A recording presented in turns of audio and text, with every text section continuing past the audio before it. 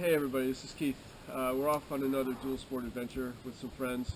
This weekend is Memorial Day weekend 2014. We are in Vermont. Spent all day yesterday on the puppy dog route, the southern section, starting in Greenfield, and taking the adventure bikes up. We did about 200 miles, about 85, 95, 90% of it was dirt. We had a great time. KLR is running great as always.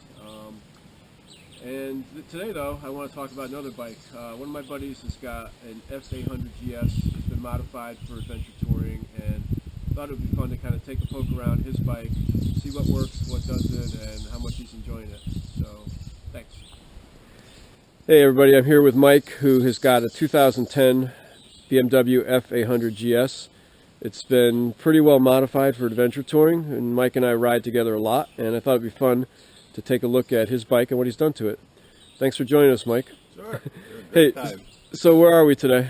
Alice State Park, up in Brookline, right? Yeah, up in Brookline, Vermont. Not too far from about a half hour south of Montpelier. All right. Beautiful park, rustic. It's not all crowded like some of the other parks. Right. We've been camping and really enjoying it. Yeah. So let's go through your bike. How long have you had this thing? I got it brand new in 2010. Okay. Before that, I had the 650GS as my first bike. Okay. And just as I was getting ready to sell it is when I finally finished it, putting all the parts on it. So this one, I figured when I got it, I'm going to do everything all at once, so at least I can have all my parts on there and ride for a few years before it's time for another one. Right. So how many miles do you have on it now? There's 24,000 on it. Okay. And what kind of riding do you primarily do with it? Mostly the dirt roads. Once in a while I commute back and forth to work.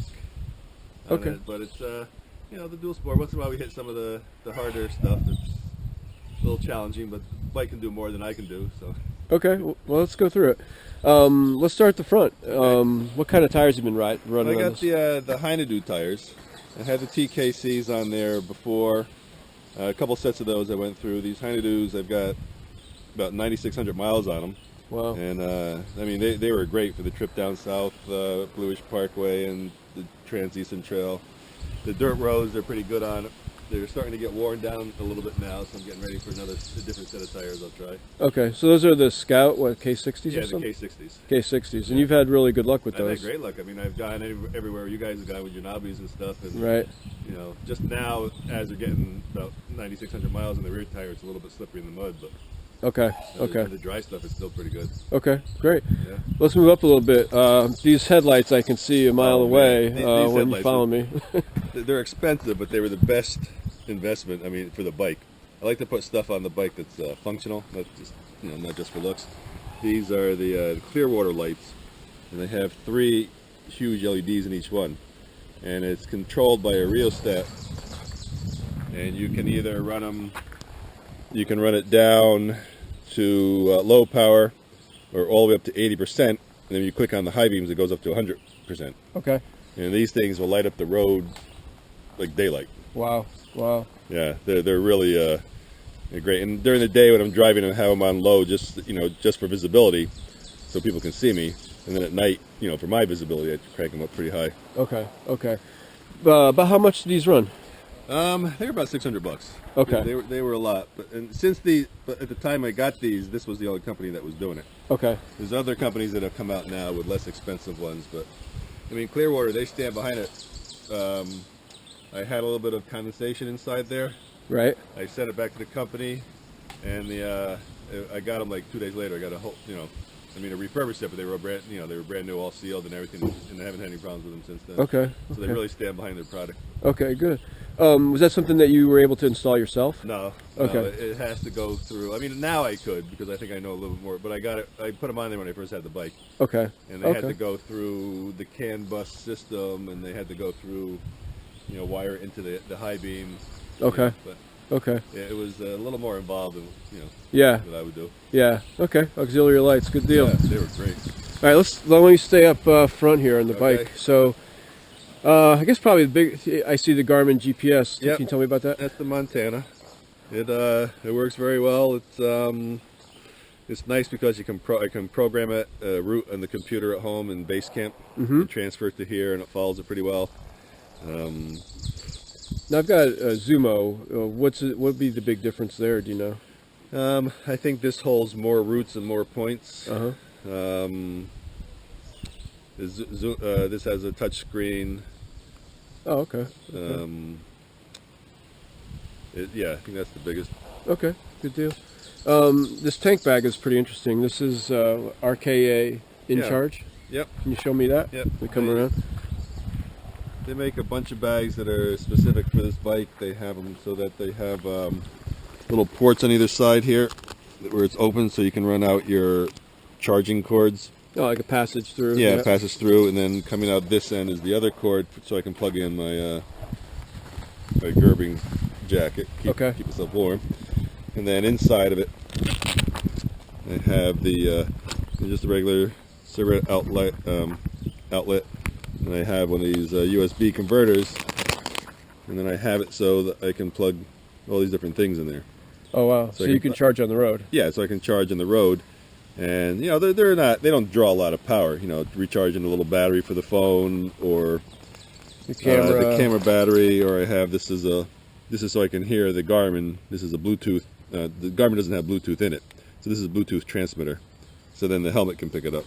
Okay, so that hooks into your GPS then, or yep. Okay, or uses the Bluetooth of the. This wire, the GPS doesn't have Bluetooth. Oh right. Okay. So this wire is going here, wires into the harness. This has voice control built into it. Okay. So you can either listen to it with headphones, but I don't want to be tied to it, you know, with a cord. So then I just use this. Okay. And you got your heat in there. What are you running for heat? The gerbing? Yep. I got the gerbing jacket here, and I don't know where the cord is. There it is. Yeah, so this thing is great. Yeah, I got one. I love it. I think I might be using it today. Yeah, I think we are. How do you power up the tank bag? What do you plug it in? The BMW, it comes with this output here, which is tied through the canvas system. Okay. So you really can't even plug anything into it. Okay. A jacket won't run. The electric pump won't run. You know, to pump up the tires. So then I had this one put in, which goes directly to the battery. Okay. All right. So that's what I use. I charge everything now. This one I've never used this one for anything. Okay. So you got to put an extra one in there. Okay. Staying up here, how about the handguards? Are those stock or yeah? where'd you get those? The handguards are Turatec. They have a two-part, so they have this lower part and they have this upper part. Okay. And they work really well. You're supposed to go in, you know, when it's cold out. It makes the heated grips work a lot much better. Okay. You got factory heated grips. Oh yeah, factory heated grips. Yep. They had I don't know about. They had a plastic, or they had a little decal on there. Here's Turatec, but it was all crooked and everything like that. So I just took it Pulled that off. Okay. Yeah. So those will work well for you? Yeah, these work very well. Great. Well, let's go talk more about the protection. Down below, you've got crash bars. Yeah, these are the Holland Pro crash bars, and they attach to the frame, the lower part of the engine. And the reason I picked these is because all the other ones look like moose antlers. Okay. They were big. They stuck out real far. Okay. I didn't like them. I wanted something that hugged the bike pretty close, but also came up high enough to protect the plastic up here and the radiators in here. Yep. The BMW ones, I think, stopped here, so and it came back a little bit farther, so it just protected the case. Okay. Have you been happy with those? Oh yeah, I think I have some scratches on it, so they've done their job. Yep. And the other side too, so yeah. Okay. Good. Yeah, it's called adventure riding for a reason. Definitely. Yeah. I mean, you've dropped the bike, obviously, but no damage to the bike, right? It's just been a little slow, you know, skidding in the mud, you know, going slow through a puddle and it tips over. Okay. Or, you know, loose gravel and just tipped over. Okay. That's the only time that I've ever dropped it. Nothing more than, you know, 5 miles an hour. Okay. One more thing on the protection. I see you running a skid plate. Yeah. There's a Turatec one comes in two pieces. It's the front part. And you have to get a part back here to cover the catalytic converter. It goes on the center stand. Okay. I'm not sure we'll be able to see that, but yeah. Okay. And then this is a different company to protect the rectifier and the oil filter. Okay. And how are these pieces worked for you? I mean, they've protected it. It's a pain when you got to change the oil, though. Well, how do you change oil? You have to drop something, or? Well, you're supposed to. You drain it here, and then I take off this nut here, bend that out to take the filter off. Okay. But there's another company called Black Dog Motorworks, I think is what they are, and they have one that's one piece, and you put the mounting bolts on it, and it slides on the bolts. So all you do is loosen them up and slide it off. Okay, So that's Black Dog. Yeah, Black Dog. So I'm going to get that one this year. So with the TourTech one, you've got to pull the front piece off to get the filter off, right? Right. And then drain the oil. The oil gets all over. This gets a little messy, I right? put a piece of tin foil in there and form it. Okay. When it drains. Okay. That way I don't have too much to clean up. But then I can just, yeah, no, it's not the easiest way to, technically you're supposed to take the whole thing off with the 4 bolts in the bottom, but I'm not going to do that. Okay. But for the riding we do, you pretty much need that, right? Oh, you do. Yeah. Oh, yeah. There's things dinking and donking off of it every time. Yeah. Yeah. I saw something kind of hanging off the side guards here. What is that? That's the Stebble air horn. Stebble air horn. Okay. Yeah.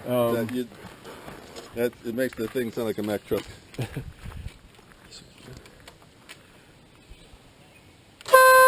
Oh God! So people get out of your way. Yeah. Oh yeah. People don't know what's coming when they hear that.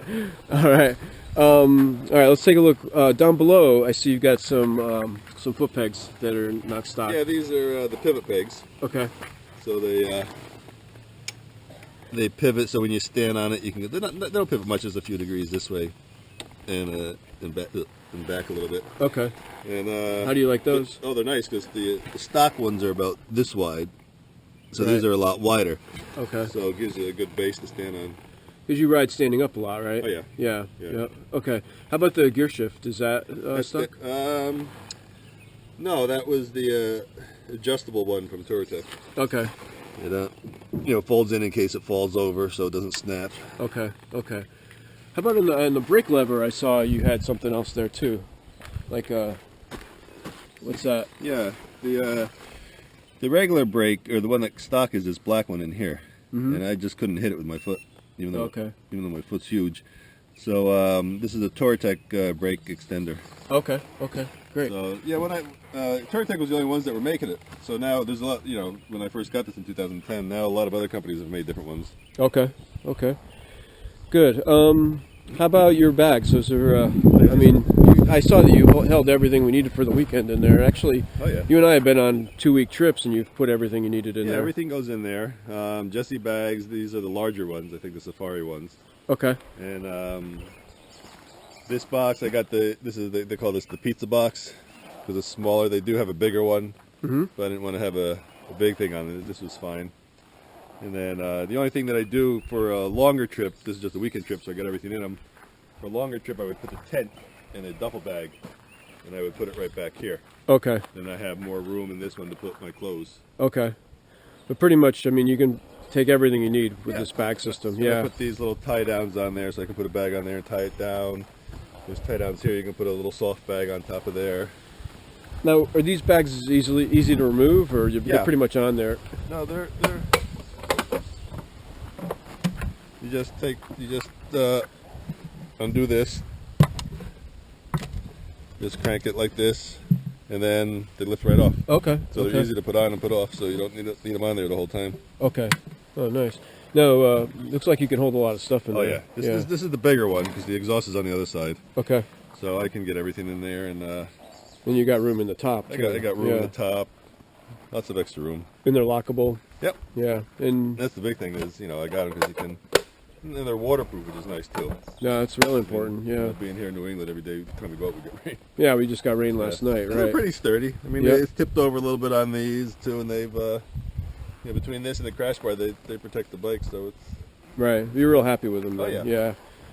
Yeah. I saw you got an aftermarket exhaust here. I don't know if we can really catch it, but yeah, that's the it's kind of dirty, but that's the Leo Vance. They're SBK carbon fiber. Okay. Okay. So the nice thing about it is it stays cool even when it's been running all day, so it doesn't transmit any heat to the tank to the Jesse case. Okay. So even after you've been running all day, you can't touch the metal parts hot. This gets real hot, but you can still you can touch the side and there's no heat on it at all. Yeah, nice. Good. It sounds good too. Yeah, it sounds good. Yeah, yeah, nice. We were talking before about a mod you did that you can't see to improve the throttle response. Oh yeah. Yeah, the throttle controller. This is actually part of it. This is the temperature sensor for it. Okay. and it goes between the temperature sensor and the computer. And what it does is it lowers the temperature. I mean, I'm not exactly sure how it works, but it lowers the temperature in the bike for the computer, and it makes it so the throttle's not snatchy, because that was the big thing about this bike when it first came out. It's just a little bit of throttle, the thing would jerk on you. Okay. So if you're, in first or second gear, you're trying to go up a steep hill, you lean back a little bit, Oh yeah. It's like riding a bunking Bronco. Right, right. So this smoothed that out, so you can give it the gas, and it goes, and it accelerates a little bit slower. Now, how did you get that, and how much does it cost? That was on the ADV website. The guy's name is High Tech Kunas, and I think it was like $98. It was like the best, the cheapest mod that did the most for the bike. Okay, so that was just called the what, Power Controller? Power Controller. Yeah. Okay, for $98. Yeah. Okay. Yeah, it was well worth it. Great. Anything else we missed? I mean, we went through a lot. Not really. I've got the stock seat on there. Oh, okay. I've always debated about different seats, but I don't know. For some, 24,000 miles on it, it's fine. Mm-hmm. I don't think it matters what you have. If you're out for 8 hours, you're gonna get sore no matter what. Yeah, yeah.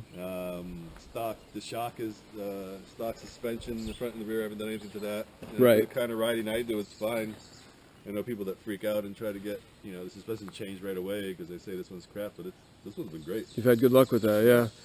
Yeah, I mean, you ride everything that I do on the 650, and it does great. I've ridden the bike; it's a fantastic bike. Yeah, it's set up real great. nice. It's well balanced when you're riding. You don't, it doesn't feel as heavy as it is. Mm-hmm. Yeah. And really, without all the stuff on it, the case and everything like that, it's not that heavy. Right. 450. Okay. Something like that. Yeah, I mean, we don't really take it on single track. It's more class 4 roads or just public dirt roads, and it does real well. Yeah, and what impressed me about this bike, we went down to Virginia, North Carolina last year, is just how well it tours. Oh, yeah. So smooth. That's the nice thing on the highway. I can get in, do 80 miles an hour and just sit there and zip right along. Right, right. Sounds good. Well, it sounds like you're real happy with the bikes and the modifications you made. Yeah. All right, well, the mosquitoes are starting to get a little bad, so I think we're going to cut this one short. Thanks a lot, Mike. All right. All right, bye. See ya.